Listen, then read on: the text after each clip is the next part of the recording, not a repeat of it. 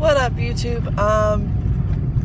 Welcome to my Tuesday filming, which is going to sound a little bit like my Thursday filming because it's about a YouTuber, but it's about a little bit more of a serious subject than my normal go watch these people type YouTube videos, or ones that are trying to reason through people that maybe I don't necessarily watch. But anyways, I wanted to give an update on the sort of track that Disociadid and Team Piñata has played in my viewership. I'd like to apologize for how foggy my phone is today for filming because it is very, very cold, and I think that has affected the way that the lens looks right now. But basically, I wanted to give an update on Team Piñata and Disociadid from my perspective. First off, I would like to thank Vangelina Skov for updating, consistent videos on the situation at hand. She has uploaded a video about an Instagram story that Disociadid put up about a group chat. However, I added Disociadid on Instagram a while ago, and all their stuff, I can't see it. So with that being said, I'd like to get started by apologizing for my first video, which has the most amount of views on this channel, sort of being an endorsement on Team Piñata's behalf. I didn't have all the details and all the understanding that I have now from looking into the situation. And basically, I came out of it as very accusatory of people, not necessarily giving Team Piñata the benefit of the doubt, based on the evidence that has surfaced, based on the stuff that's been, talked about in other channels in a, manner of informing people. I don't know that I can forgive Team Piñata for what they've done. And I would like to apologize for initially taking a stance on defending them.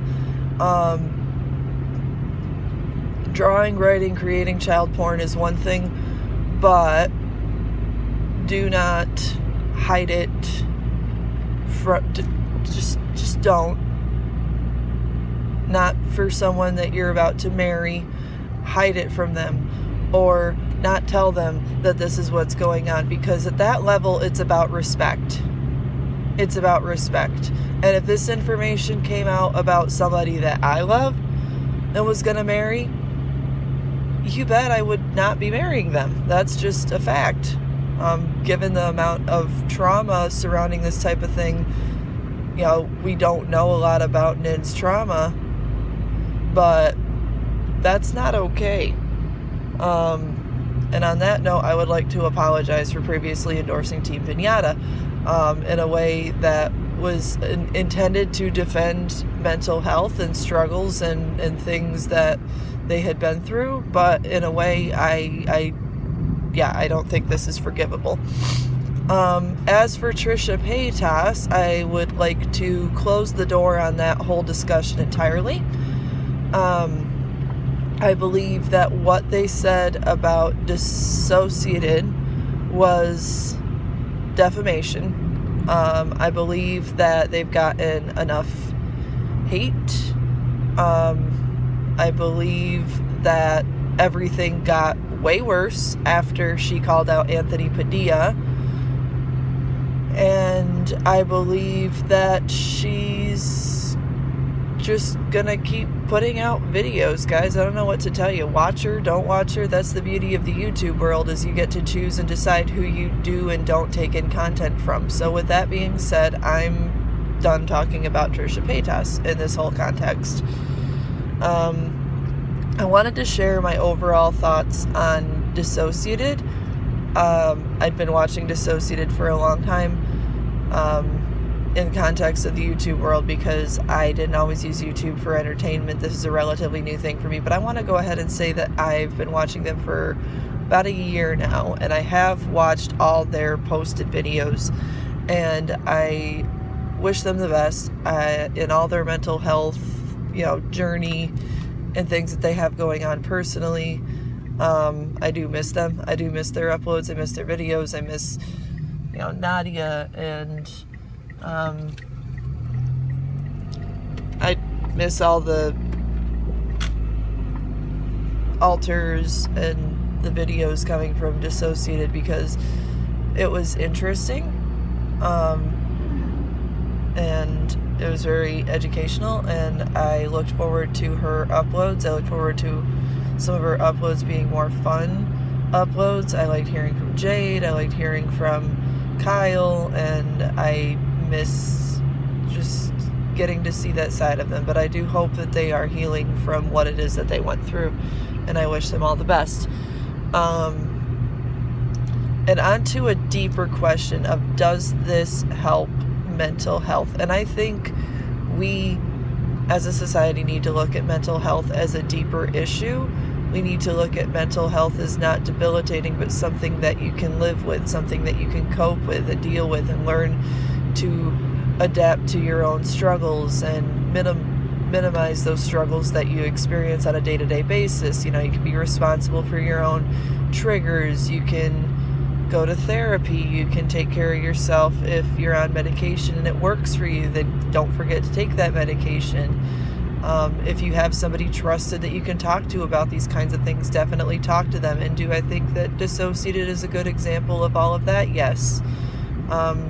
She does struggle, but she takes care of herself. And I don't think that the drama of what's been happening is good for mental health. And I think that's why she's been distancing herself, because it has nothing to do with, it really does have nothing to do with the message of, mental health awareness and taking care of yourself that she's putting forward on her channel.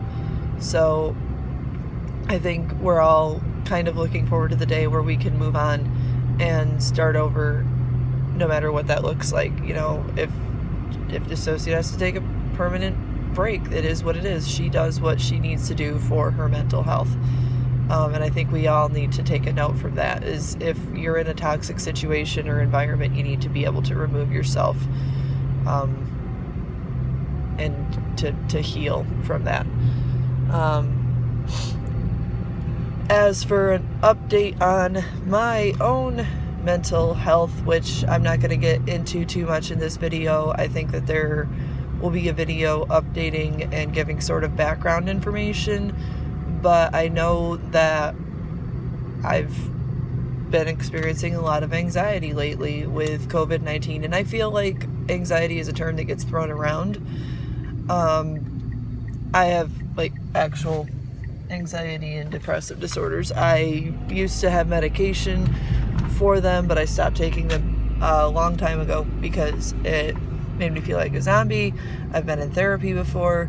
I've had help from psychiatrists before, and basically the route that I'm taking it is that I'm seeking out a lot of sort of faith help right now, like counseling and that sort of a thing, and reaching out to friends that I know who are going through similar issues, trying to keep myself busy and motivated and calm. And my husband's really helpful with the calm part, but I will get into that a little bit more in a later video. But I just want to let the people out there know that if you're struggling with mental health during COVID-19, know that you're not alone. And it's not exactly the same thing from person to person.